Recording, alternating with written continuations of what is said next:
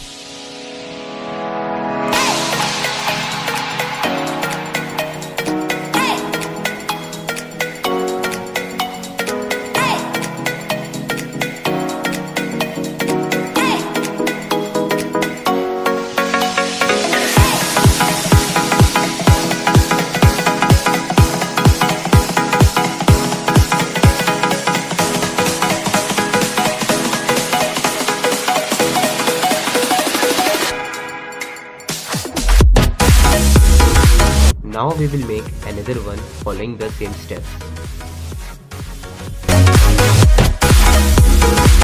Now we are going to attach these two. Just follow these steps.